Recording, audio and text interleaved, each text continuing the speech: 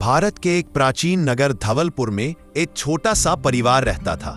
माता सौम्या, पिता विवेकानंद और उनका 14 वर्षीय पुत्र आरव। विवेकानंद एक साधारण किसान थे, पर उनके सरल जीवन में सत्य, धर्म और करुणा की ऐसी जड़ें थीं जिन्हें देखकर गांव के लोग उन्हें धरती पुत्र कहा करते। सौम्या बेहद शांत और भक्ति नारी थी, जो हर सुबह भगवान विष्णु की मूर्ति के सामने दीप जलाकर पूरे घर में सकारात्मक ऊर्जा फैलाती।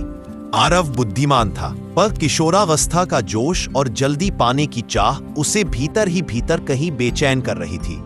स्कूल में उसके बहुत से दोस्त थे, पर उनमें से कई शॉर्टकट अपनाने के शौकीन थे। झूठ बोलकर नंबर बढ़ाना, मामूली बातें छुपाना और छोटे छोटे स्वार्थों के लिए गलत रास्ते चुनना। आरव भी धीरे धीरे उन आदतों से प्रभावित होने लगा था। पहला मोड़, लालच का बीज। एक दिन गांव में शिवरात्रि का मेला लगा। हर वर्ष यह मेला बड़ी धूमधाम से होता था। रंग बिरंगी दुकानों की कतारें, मिठाइयों की खुशबू, छोटे छोटे झूले और हर तरफ भक्ति के गीत। आरव और उसके 3 मित्र भी मेले में पहुंचे। वहां एक दुकान पर एक बोर्ड लगा था। इनाम आकर्षक था, एक सुंदर महंगी घड़ी। आरव को वह घड़ी बहुत पसंद आई, पर खेल मुश्किल था। 10 रुपए की टिकट पर एक तीर मिलता। 3 तीरों तक भी गुब्बारे न गिराने पर बच्चे लौट जाते। आरव ने कोशिश की, तीर चलाए, पर गुब्बारे नहीं गिरे। उसके दोस्तों ने हंसते हुए कहा, अरे ये सब धोखा है, ऐसे तीरों से गुब्बारे गिर ही नहीं सकते। अगर घड़ी चाहिए तो कोई और तरीका निकाल। तभी आरव के मन में पहली बार एक गलत विचार आया। उसके दोस्तों ने गुब्बारों के पीछे की दीवार में हल्का सा चीरा देखा, जहां से हवा निकलती थी, जिससे गुब्बारे स्वाभाविक रूप से कमजोर और गिरने योग्य हो जाते थे। वे बोले, अगर ध्यान से छलनी जैसे छोटे छोटे छेद कर दो तो गुब्बारे अपने आप गिर जाएंगे और ये दुकान वाला समझ भी नहीं पाएगा। आरव के मन का देवदूत बोला, ये गलत है, पर उसके मन का दूसरा हिस्सा बोला, बस एक बार। इतना भी क्या, जिज्ञासा और लालच सच पर भारी पड़ गए। आरव ने थोड़ी देर दुकान वाले की नजर हटते ही लकड़ी की दीवार में छेड़ छेड़ कर गुब्बारे ढीले कर दिए। तीर छोड़ा और गुब्बारे गिर गए। दुकानदार ने उसे घड़ी दे दी, बगैर यह समझे कि उसके साथ छल हुआ है। आरव के दोस्त खुश थे। आरव भी दिखावे में खुश था, पर दिल में एक अजीब सी बेचैनी थी। दूसरा मोड़, गलत कमाई की आग। रात को घर लौटा तो पिता ने पूछा, आज मेले में कैसा रहा? आरव ने घड़ी दिखाते हुए कहा, देखिए पिताजी, इनाम मिला। विवेकानंद मुस्कुराए, लेकिन घड़ी हाथ में लेते ही बोला, यह इतनी महंगी है और खेल में इससे पहले किसी को नहीं मिली। तुमने इसे जीता कैसे? आरव चुप हो गया। सौम्या ने पास आकर उसके माथे पर हाथ रखा। बेटा, ईमानदारी से जीती है ना? आरव की आंखें झुक गईं, पर इसने फिर भी झूठ बोल दिया, हाँ मां, सचमुच जीती है। उस रात वह घड़ी बगल में रखकर सोने की कोशिश करता रहा, पर नींद नहीं आई।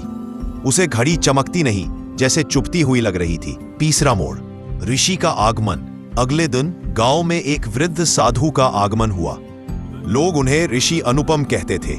उनके ज्ञान और सरल प्रवचन से गांव में शांति फैल जाती थी। विवेकानंद हमेशा की तरह परिवार के साथ प्रवचन में गए। आरव भी गया, लेकिन उसका ध्यान घड़ी पर और भीतर के अपराध बोध पर लगा था। ऋषि अनुपम ने सभा की शुरुआत की और कहा, सुनो हे मानव, जब कोई व्यक्ति अनीति का एक कदम उठाता है तो ब्रह्मांड उसके 100 कदम देखने लगता है। अगर तुमने किसी को छल कर कुछ पाया तो वह वस्तु तुम्हारे पास रहते हुए भी तुम्हारी नहीं होती, और जब तक सत्य का सहारा नहीं लोगे, मन तुम्हें चैन नहीं लेने देगा। यह सुनकर आरव का दिल धड़कने लगा।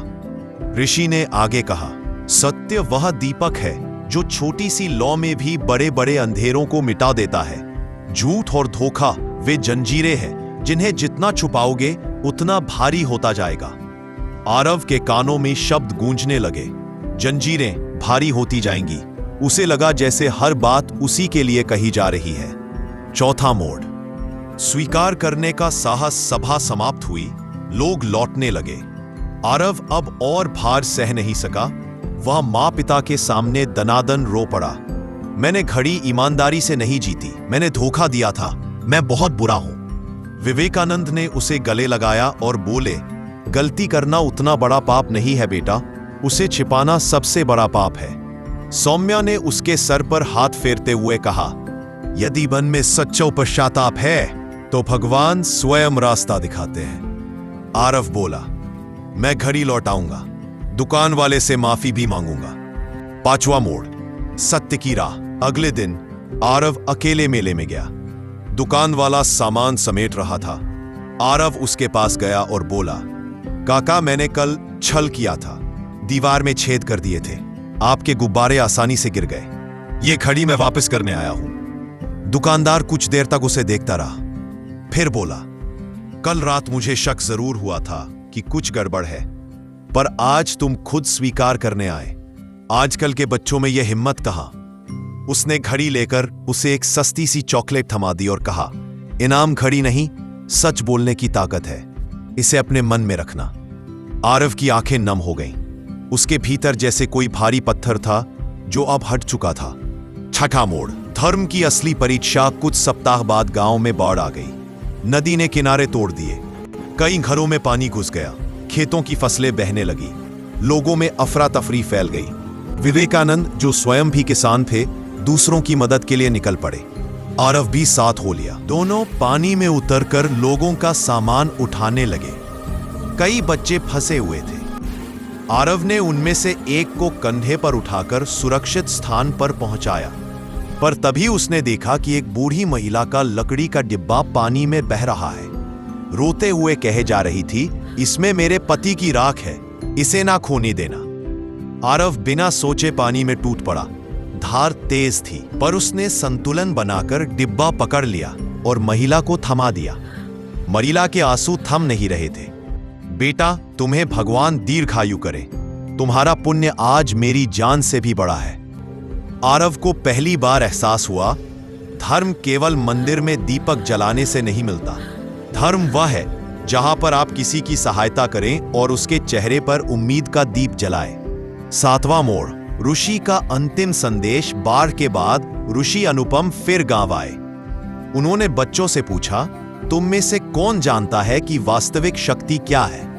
किसी ने कहा ताकत, किसी ने कहा धन, किसी ने कहा विद्या। तब ऋषि अनुपम ने आरव की ओर देखा और मुस्कुराकर पूछा, तुम्हारा क्या कहना है वत्स?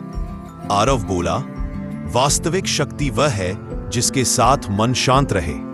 सत्य बोलने और सही निर्णय लेने से जो शांति मिले वही असली बल है। ऋषि ने प्रसन्न होकर कहा, जिसने गलत मार्ग से लौटने का साहस कर लिया, समझो वह जन्म जन्म का अंधेरा जीत गया। तुम्हारे भीतर धर्म का दीप जल चुका है। कहानी का सार, नैतिक शिक्षा। 1. गलत रास्ता हमेशा आसान लगता है, लेकिन अंत में आत्मा को ही दुख देता है। 2. सच बोलने का साहस हर किसी में नहीं होता, पर जो एक बार सच का दीप जला दे, उसका मन उजाला बन जाता है। 3. धर्म केवल चिन्हों, दिखावे और अनुष्ठानों में नहीं, बल्कि कर्म, करुणा और ईमानदारी में बसता है। 4. काफी गलती करने वाला नहीं, गलती छुपाने वाला डरपोक होता है, वही वास्तव में ईश्वर की सेवा करता है। अगर वीडियो अच्छा लगा हो, लाइक, शेयर और सब्सक्राइब कर दें। इसी तरह का वीडियो देखने के लिए मेरे चैनल से जुड़े रहें।